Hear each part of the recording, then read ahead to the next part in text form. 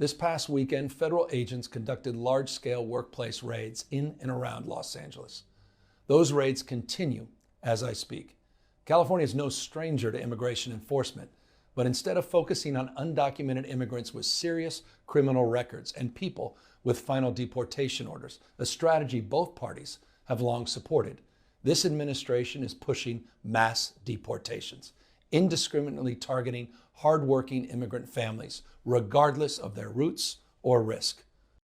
In response, everyday Angelenos came out to exercise their constitutional right to free speech and assembly, to protest their government's actions. In turn, the state of California and the city and county of Los Angeles sent our police officers to help keep the peace. And with some exceptions, they were successful. If you incite violence or destroy our communities, you're going to be held to account. That kind of criminal behavior will not be tolerated, full stop. Already more than 220 people have been arrested, and we're reviewing tapes to build additional cases, and people will be prosecuted to the fullest extent of the law. Again, thanks to our law enforcement officers and the majority of Angelenos who protested peacefully, the situation was winding down and was concentrated in just a few square blocks downtown. But that's not what Donald Trump wanted. He again chose escalation. He chose more force. He chose theatrics over public safety. Donald Trump, without consulting California law enforcement leaders, commandeered 2,000 of our state's National Guard members to deploy on our streets, illegally and for no reason.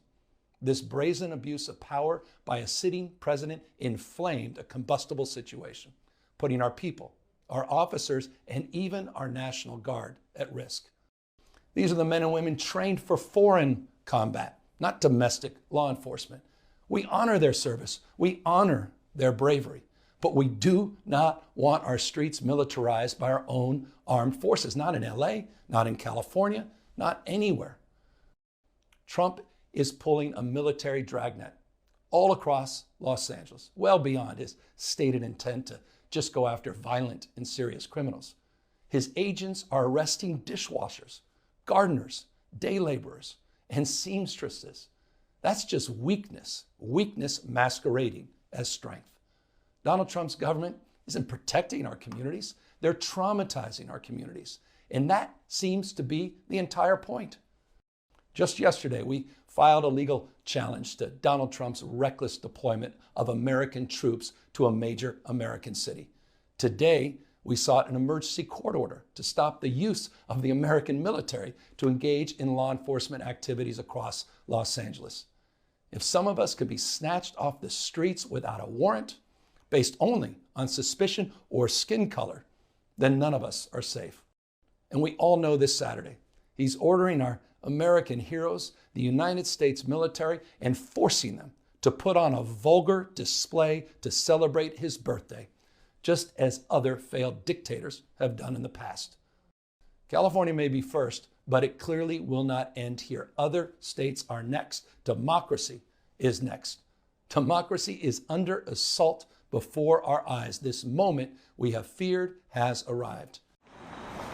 Businesses in Los Angeles cleaned up on Tuesday after a night of unrest, as protests continued against President Donald Trump's deportation efforts in the city.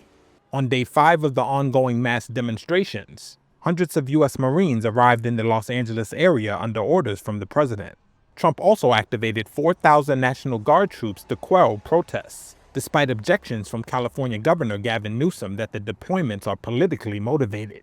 Los Angeles Mayor Karen Bass said federal intervention was not warranted. This was not needed. The idea that the administration would usurp the authority of our state government, take it away from our governor, Gavin Newsom. The governor knows that if we put a request in for the National Guard and it went to him, he would comply. There was never an issue there because we were never thinking about calling upon the National Guard. According to a senior Pentagon official, the troop deployments, including travel, housing, and food, is estimated to cost about $134 million. On Tuesday, Trump was asked how long he expected troops to remain in the area. Until there's no danger. It's easy. Look, it's common sense. You ask me that question. When there's no danger, they'll leave.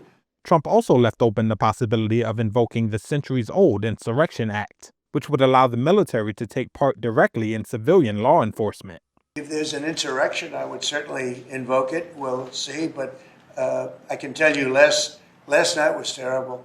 The night before that was terrible. Meanwhile, congressional Democrats condemned the deployment of military forces in Los Angeles and expressed concern for other moves Trump could make in the face of ongoing protests. Here's Representative Jimmy Gomez of California. This isn't leadership. It's a deliberate attempt by Trump to incite unrest, test the limits of executive power, and distract from the lawlessness of his administration. On Monday, Governor Newsom filed a lawsuit asserting that Trump's activation of Guard troops without the governor's consent was illegal. The Guard deployment was the first time in decades that a president did so without a request from a sitting governor. We do not want them here at all. Back in the historic core district of Los Angeles, where several stores were damaged and looted overnight, Resident Daniel Fabiano told Reuters that the more troops Trump deploys, the worse the situation could become. The federal government is what is causing this. This was not happening, when I woke up on Friday morning. This was a peaceful, quiet neighborhood. It is only getting worse the more the federal government is antagonizing and tweeting insults at us. The more troops they talk about deploying, it's only getting worse. I want to say a few words about the situation in Los Angeles, California. Have you heard of the place? Where I've deployed thousands of National Guard troops and hundreds of Marines to protect federal law enforcement from the attacks of a vicious and violent mob. And some of the radical left, they say, oh, that's not nice. Well, if we didn't do it, there wouldn't be a Los Angeles. It'd be burning today, just like their houses were burning a number of months ago. Generations of Army heroes did not shed their blood on distant shores only to watch our country be destroyed by invasion and third world lawlessness here at home, like is happening in California. As Commander-in-Chief, I will not let that happen. It's never going to happen. What you're witnessing in California is a full-blown assault on peace, on public order, and on national sovereignty carried out by rioters bearing foreign flags with the aim of continuing a foreign invasion of our country. We're not going to let that happen. Dysfunction and disorder. And you know what? Not only are these service members defending the honest citizens of California, they're also defending our republic itself. And they are heroes. They're in there, they're heroes. These are animals. But they proudly carry the flags of other countries, but they don't carry the American flag. They only burn it. Did you see a lot of the flags being burned? They weren't being burned by people from our country or from people that love our country. People that burn the American flag should go to jail for 1 year. That's what they should be doing. 1 year. And we'll see if we can get that done.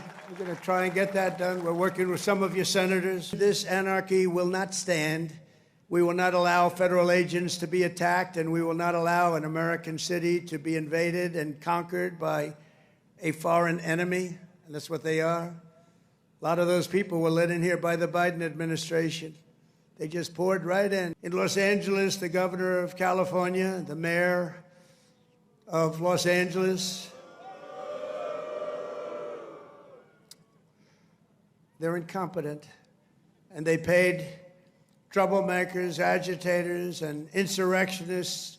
They're engaged in this willful attempt to nullify federal law and aid the occupation of the city by criminal invaders. That's what it is. We thank you from the absolute bottom of our hearts. Few places loom larger in Army lore than where we are gathered today. The one and only Fort Bragg, the one and only Fort Bragg.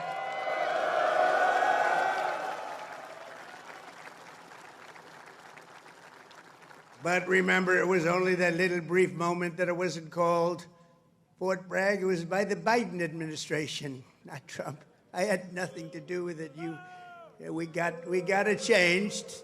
We said, I came here numerous times and everybody they kept saying Fort Bragg, Fort Bragg. I said, it's not the name, but then I was making a speech. I said, what do you think I should call this place? Call it Fort Bragg. I said, Fort Bragg, how you doing? For a little breaking news, we are also going to be restoring the names to Fort Pickett, Fort Hood, Fort Gordon, Fort Rucker, Fort Polk, Fort A.P. Hill, and Fort Robert E. Lee. We won a lot of battles out of those forts. It's no time to change. Countryside, France needed us badly. We were there. Thank you, everybody.